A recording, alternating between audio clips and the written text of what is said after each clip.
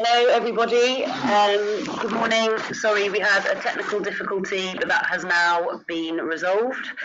So welcome to the Scottish Co-Mobility Forum and our latest webinar on Bikes for All, Social Inclusion and Bike Share. I'm Harriet Cross. I work for Como UK, a national organisation supporting the development of shared transport schemes, including bike share and car sharing. We run this forum throughout the year, and we're also one of the founders of the Bikes for All scheme in Glasgow. So today I'm going to give you a brief introduction to Bikes for All, and then we'll hand over to Gregor and Nina for their presentation, who I'll introduce shortly. I'll then follow up with some reflections on where Bikes for All is at the moment and the future of the project.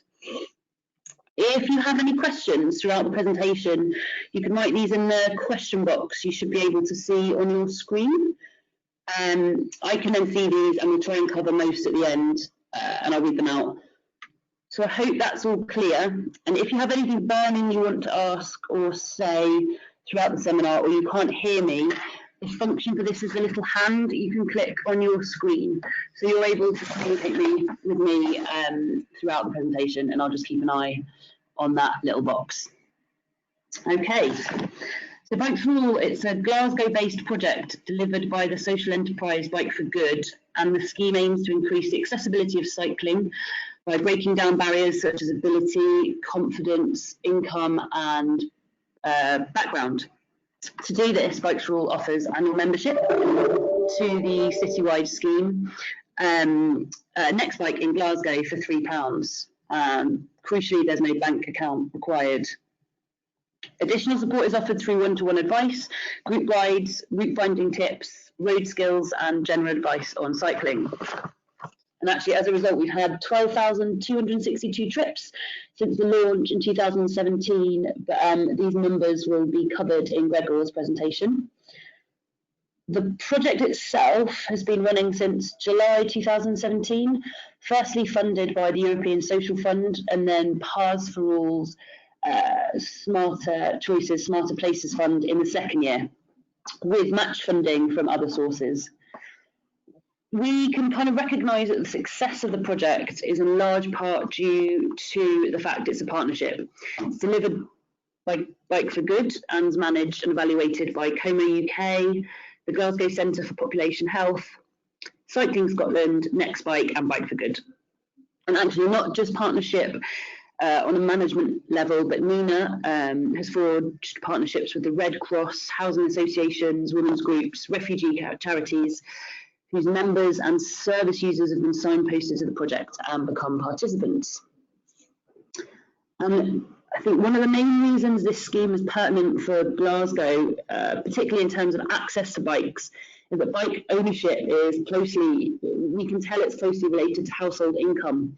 With 60% of Scottish households earning 40 grand or more have access to a bike, compared with just 16% of households earning less than £10,000. And Glasgow's high rate of poverty therefore provides some explanation as to why bike ownership is lower than the Scottish population. So we're looking at 25% in Glasgow versus 37% respectively.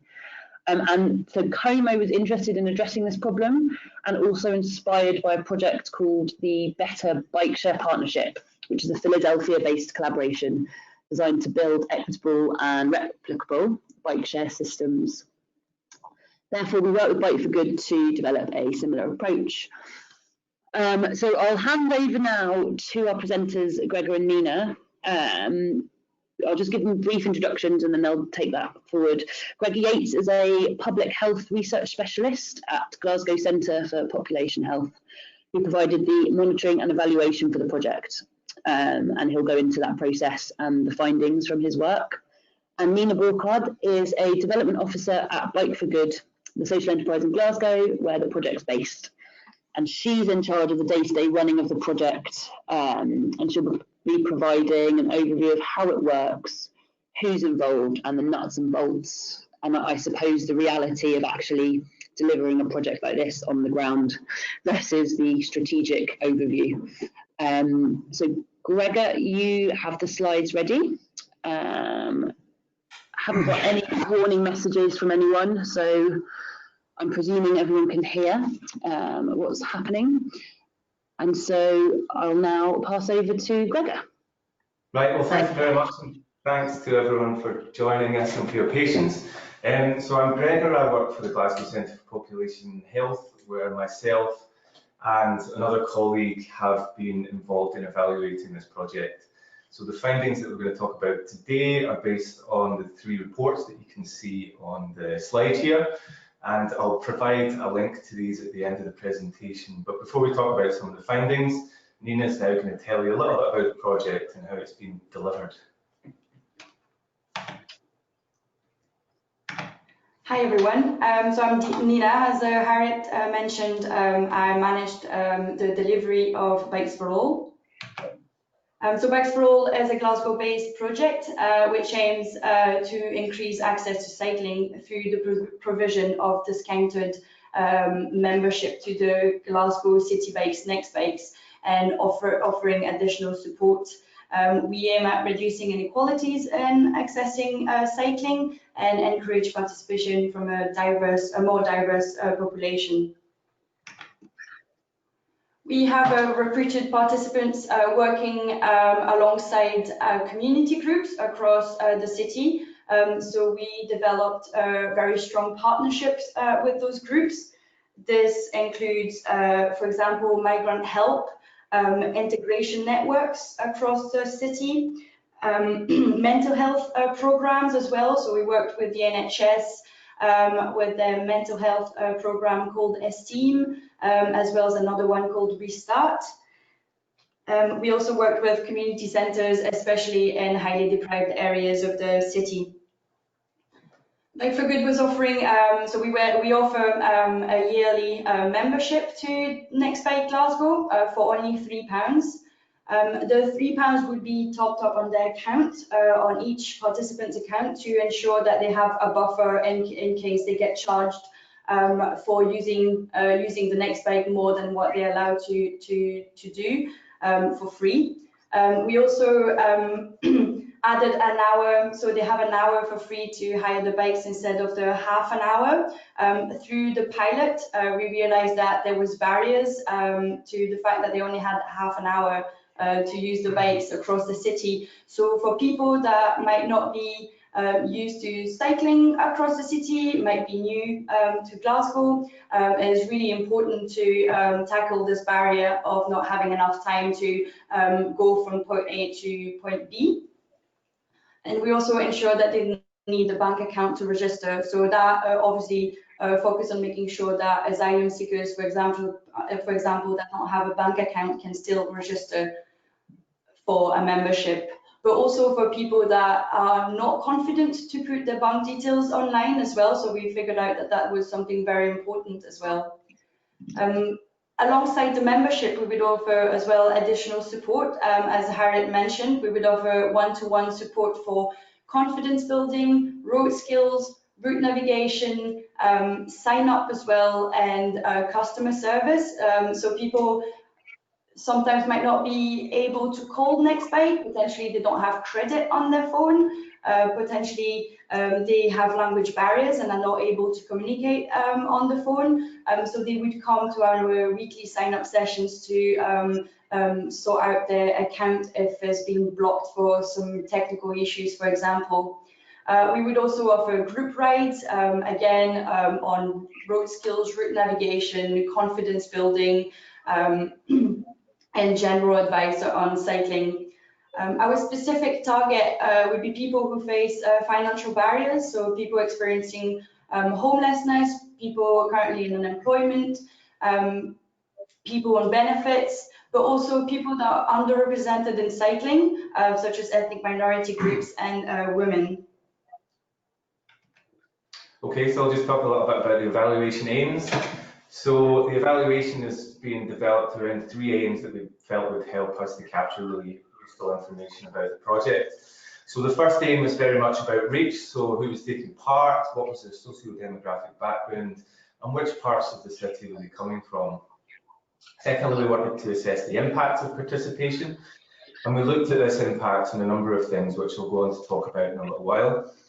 And lastly, we wanted to assess, to include some questions on things that would allow us to assess changes over time. So we wanted to know about their health, their cycling behaviour, how they travelled, how they felt about the community, as well as lots of other questions, both before and after participation, to see how, or if indeed if, these things changed over time. So the research involved 3 components. Firstly, we had a baseline survey at sign up, and this captured demographic information, information on travel behaviour, what the perceived barriers were to cycling. And then we followed up participants 3 months later, and we included all the information that was in the baseline survey around demographic stuff. But we also wanted to get feedback on the impact of the programme, and that also captured the stuff that would allow us to assess changes in impact over time. And the last thing we did there was some qualitative research. We commissioned an organisation to do this on our behalf, and that was to capture some more in-depth accounts of participant experiences. And so everything that we talk about today will be based on the findings from these 3 research components.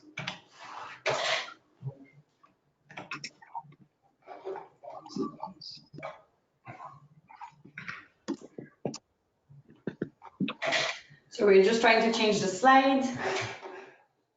Maybe click it. There we go. So who took part? Well, this slide shows you the demographic profile of participants versus the demographic profile of the Glasgow population. And what you can see here is that the project reached a lot of population groups that were generally not only underrepresented in cycling, but are people who face socioeconomic or cultural barriers more generally in society. So what you can see there in red is that almost 2/3 were from areas, it says most deprived area there, but what that means is the 20% most deprived areas in Scotland. So almost 2/3 were from the 20% most deprived area in Scotland, compared to just less than half of the Glasgow population. Almost half of the participants were of black or minority ethnicity, compared to just 12% of the Glasgow population. So that's a really significant proportion. There was a slightly higher proportion of women signed up than our female cyclists in the Glasgow population. Over a quarter were unemployed, over a quarter were seeking asylum, and almost 10% were homeless, which I think is really surprising, given that you wouldn't expect people who are homeless to be prioritising cycling. So I think overall, actually, what you see is that this project has reached a really, really diverse population. So between July 2017 and July 2019, we engaged with more than 414 people. Now we're almost at 500. And this represents 8% of all new annual members of the Glasgow Next Bike scheme. Those 414 people have generated more than 10,000 bike rentals. And now, as Harriet mentioned, we're almost at 13,000. And this 10,000 represents 2.3% of all Next Bike hires in Glasgow. Offering the opportunity to access the bike share scheme alongside additional support also had a positive impact on our participants' mental well-being and physical health and fitness. So 95% said it had a positive or very positive impact on their health. 90% said that it had an impact on their cycling confidence. 83% said it had an impact on their social life. So that includes obviously the fact that cycling would enable them to go to attend social events, but also through Bikes for All in our group rides, they would also meet new people. 47% now actually use Nextbike to visit family and friends. 85% said it had a positive impact on the knowledge of where to cycle, and 69% said it had a positive impact on the financial circumstances. As part of our qualitative research, we collected some powerful quotes that demonstrate the positive impact of the project around their mental health, the fact that they met new people through the project, that enabled them to explore Glasgow, the convenience of Nextbike and cycling in general, and its affordability. So 2 years ago, I had never ridden a bike. I learned to ride a bike for my health, mental health, to help with depression. It allowed me to meet new people and also to develop my skills so I can ride a bike better. It's really handy for me to get from my home to work. It's faster than public transport and it's practically free with a discount. I got to experience Glasgow. There were a lot of places I never knew existed until I got on a bike and started cycling. Not everyone can afford the bike either, and this gives people the means to cycle. As I mentioned earlier, 69% of participants mentioned it had a positive impact on their financial circumstances, as those could highlight is mostly on public transport savings. So it has saved me immensely on bus and train fares. It has prevented me from having to get taxis and buses home. Being able to cycle to work has cut my spending on public transport. It shows as well that Bikes for All participants have a very low percentage of car ownership. We're not trying to get people out of cars onto bikes. It's mostly to make sure that that everyone can have equal opportunities to access cycling. So I mean accessing a bike and accessing lessons as well, so confidence building and the additional support that I've presented earlier. Yeah, so despite all the positives that Nina's just talked about, there were some things that we certainly initially found a little bit surprising. So the slide here shows you the extent to which participants felt that a range of factors were barriers to cycling. And this was captured both at sign up and then afterwards, so 3 months afterwards. So for the two that are highlighted here, so that's a lack of confidence and safety, these were considered to be barriers by more people afterwards, or by a greater proportion of people afterwards than they were before. And while this might initially seem like quite a negative finding, what we think is happening is that actually going from the point of not cycling or having never cycled to the point of actually trying it on the road can be really daunting and scary. So it's actually perhaps not that surprising, and it's not necessarily the case that it hasn't helped their confidence, but instead that they just don't feel that the streets are safe to cycle on. And this also suggests that a lot needs to happen that's kind of beyond the scope of a project like this, which is relatively small scale, to actually build people's confidence in the perceptions that it's actually safe to cycle on the roads. And this is illustrated by some of the quotes here. So most roads in Glasgow are very dangerous. Because there's too many cars and they're not cycle friendly, I have to cycle on the pavement where cycle lanes aren't provided. I worry about busy roads and cycling in traffic, and I still feel unconfident on roads. And here we have the different aspects of the project and how useful they were to participants. And what we can see here is that cost was absolutely fundamental to people's decision about whether or not to sign up. And that's not surprising, given that a lot of the people that were targeted for recruitment were on low incomes. But what's also really interesting to see is that actually a great proportion of people said that the most important thing was support from staff at the sign up. And this clearly illustrates the important role that Bike for Good staff had in helping people to actually feel more confident about going and trying to ride a bike on their own and to try and fit that into their daily lives.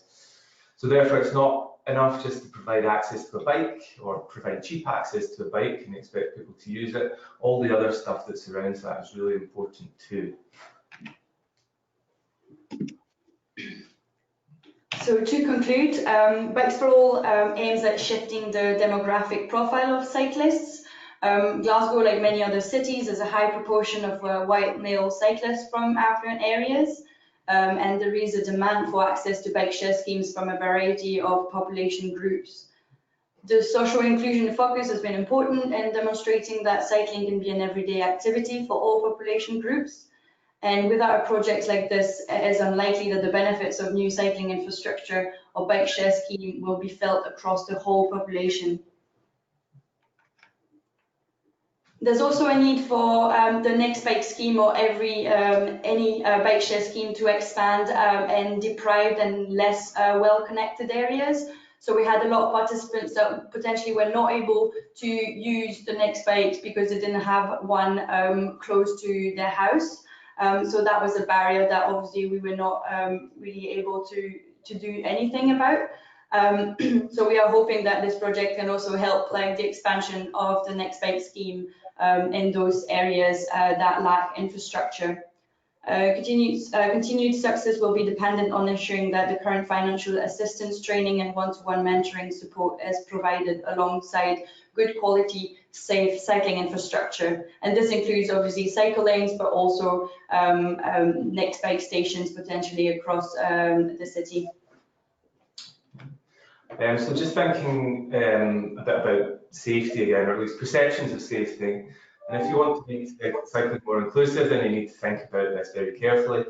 And although it's really important, it's not just about providing safe infrastructure, it's also about education, it's about reducing traffic speeds through various means, it's about trying to change mindsets and culture. And these are things that we've seen in other cities, particularly European cities, but the things that take a lot of time. And they're changes that are beyond the scope of a project like this, but can really help support a project like this to be successful. And the last thing I want to touch on very briefly is the climate emergency. So like some other UK cities, Glasgow has declared a climate emergency. When I say Glasgow, I mean Glasgow City Council, and has committed to achieving carbon neutrality by 2030, so within 10 years now. And clearly this means that the way in which we travel will need to change, and particularly for short journeys.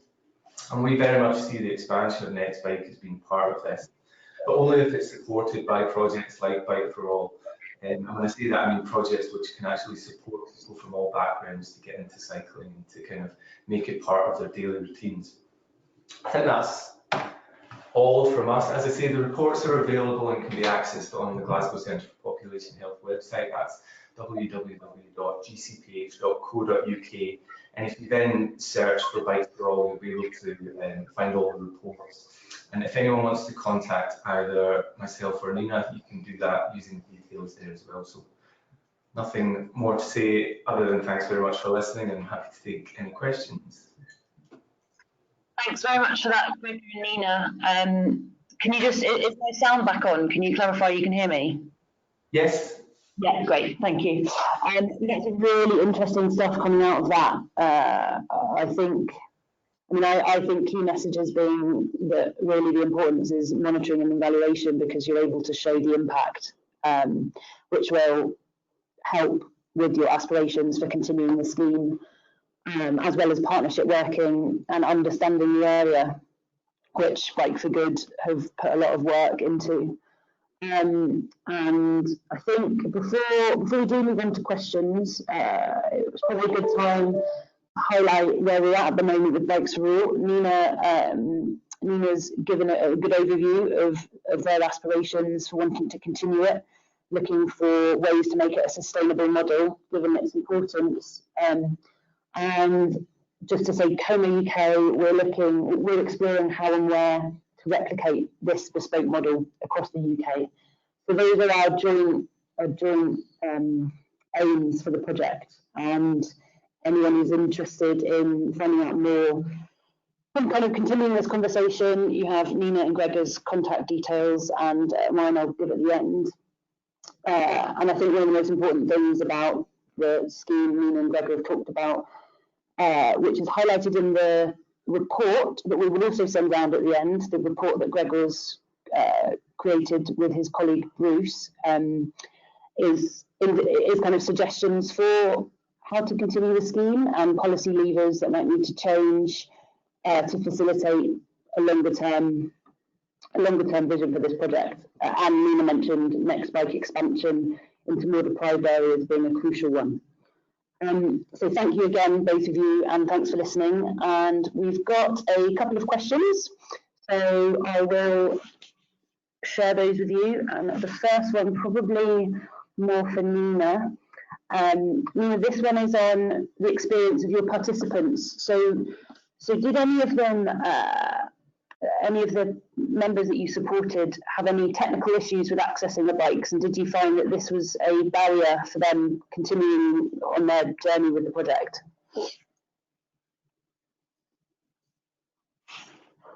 Nina? Oh, hello? I'm here, sorry. Yes, there's been quite a few issues with participants using the Next Bike. And that is why it was really important for us to be available. So we would have like a weekly drop-in session where people knew they could come to both our south and west hubs, Bike for Good hubs. And that has really helped. So we had a lot of people coming and be like, oh, well, my membership my account is blocked for some reason and I don't know what happened. So we would look into it and we would get in touch with Nextbike to sort it out. So it would mostly be some of the issues related to returning the bike but not being able to, the system not recognizing that the bike was returned.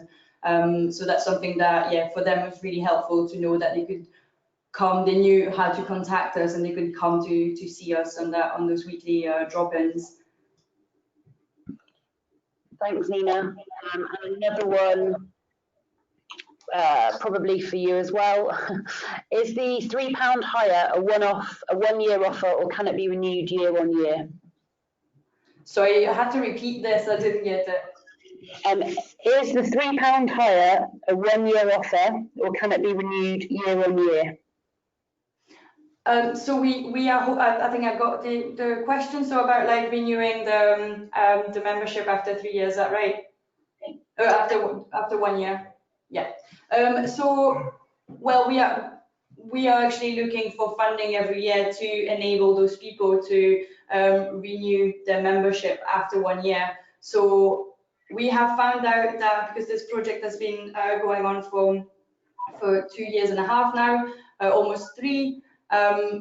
We have found out that some of the people that had signed up last year would not renew the membership this year, and the reasons would be a lot of refugees and asylum seekers will move to other cities, and also people actually deciding to invest in their own bikes. So people that potentially have storage in the house to actually own their bike, they would actually see it now that cycling is maybe a priority and is a good investment. But I don't think they would have done it in the first place if Bikes for All would have not been there to offer a £3 membership, which is obviously much cheaper than owning a bike and having to maintain it as well. Thanks, Nina. Another question coming in, probably directed more towards Gregor. Do you survey the impact on families or just adults? And is there a minimum age for access of the bikes, I presume? So the minimum age for access is 16, but I don't want to pass the buck here, but I think it's probably a question more for Nina actually. But I think the family impacts, there was a lot of events put on and things like that, and I know that a lot of families turned up to some of those things. But obviously with 16 being the minimum age, that prevents younger people from taking part. I'm not sure, Nina, do you have anything to add there? Well, I guess it's due to Nextbike being mainly for adults in the city. You can't put a trailer on it, you can't put a kid seat on it. We had a lot of people asking for that actually, and that's something that we were not obviously able to provide. So we potentially, it's kind of beyond what we can offer through Bikes for All. But some people, some younger people like 16 plus would sometimes sign up as well. And yeah, I think. Are there any potential solutions to those things? Well, Bike for Good is offering a lot of other services. So we offer like free bike loans where people can actually like hire a trailer or hire a key seat with the bike that we're offering for free. Obviously, it's like short term, it wouldn't be long term, but again, it enables people to try it before maybe potentially investing in it if they see that there's actually is actually worth it for them.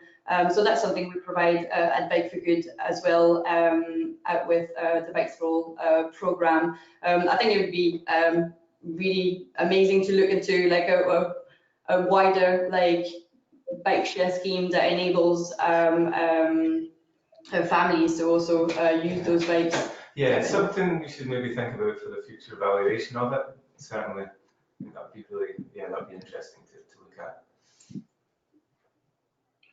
Thanks, both of you. That's really helpful. A few more questions coming in. I think this might be one for Nextbike, who aren't on the call, but how are the bikes tracked, protected to ensure they're not lost or stolen when in, let's see the last line for some reason, presuming in use. I think that's probably a general question about the Nextbike scheme in general, but I don't know if you do anything, Nina, to kind of draw awareness around this.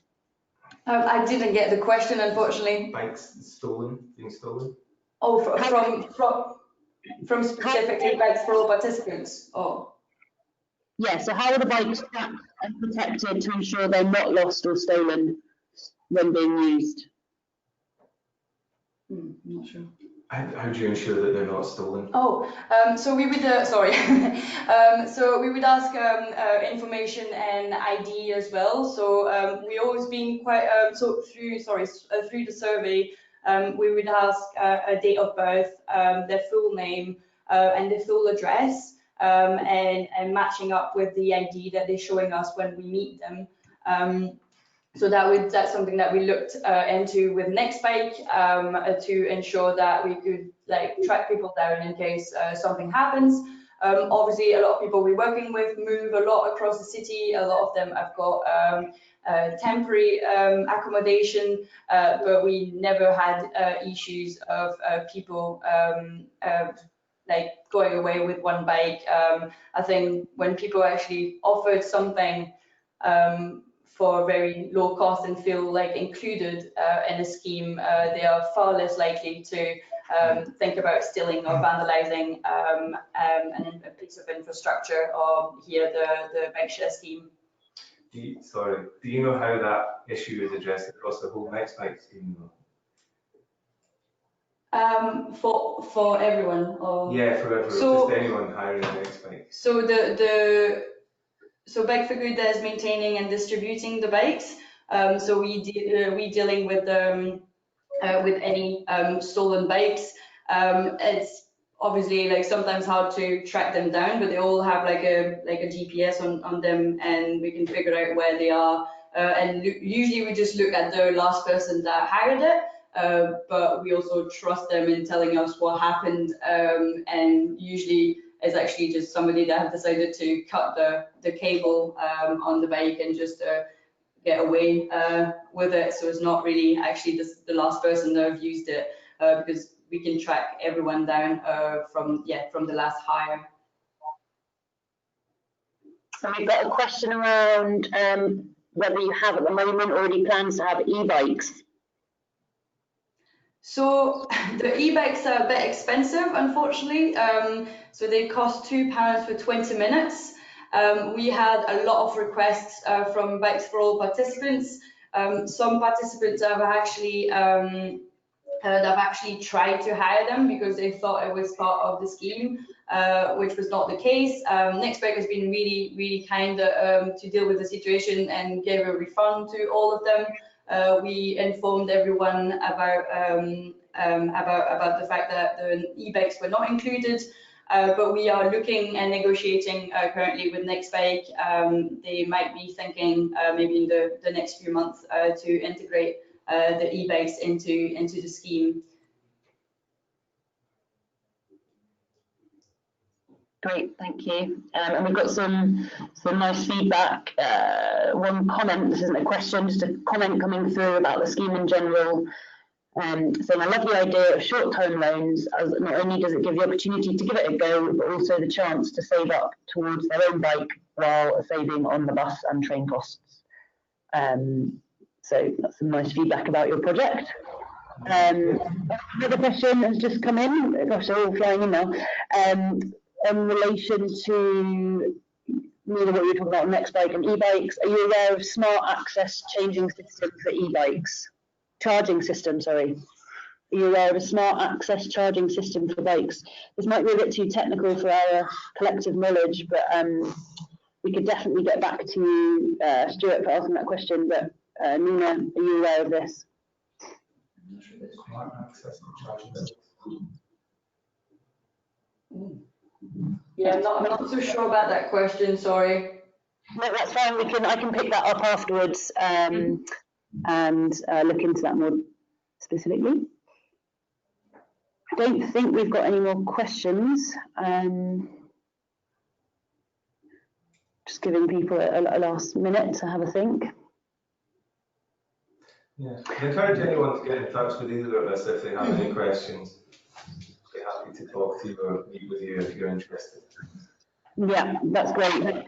And actually one more that's probably quite pertinent to the presentation. Okay, so this is the last question.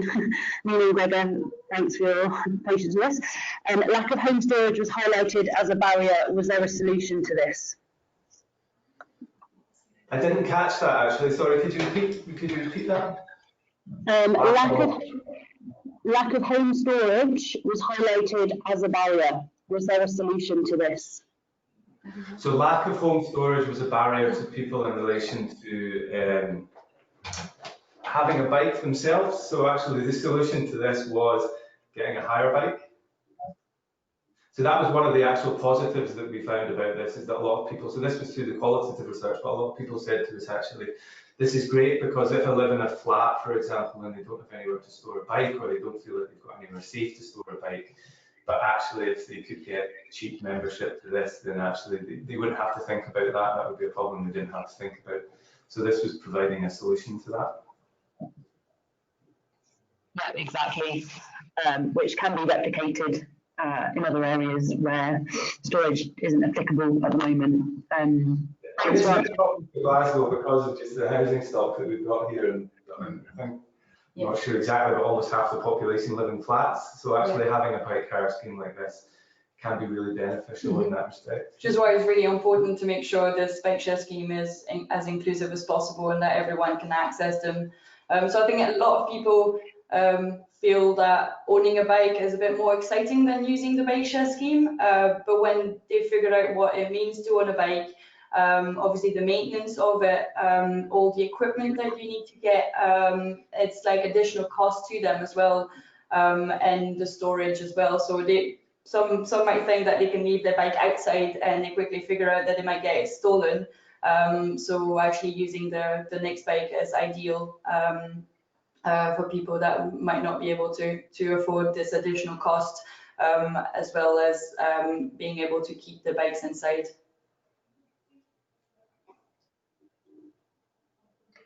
Right, thank you very much. I think if anyone has any further questions that come to mind after the webinar, please do contact Nina and Gregor or Coma UK. The details are on their presentation, which we will also share with all participants on the webinar. It's also been recorded, so you can hear it again if needed, and this will be shared as well. Coma UK will be in touch about our next webinar, scheduled for January. And I think that's probably, it for today. Thank you to our presenters, Nina and Gregor, really interesting information, and we really hope to be able to continue this work across Scotland and in Glasgow. And so, yeah, we'll be in touch very soon, and thanks to everyone listening. Thank you. Goodbye, thank you. Yeah. Thank you very much. No, bye for now. Okay.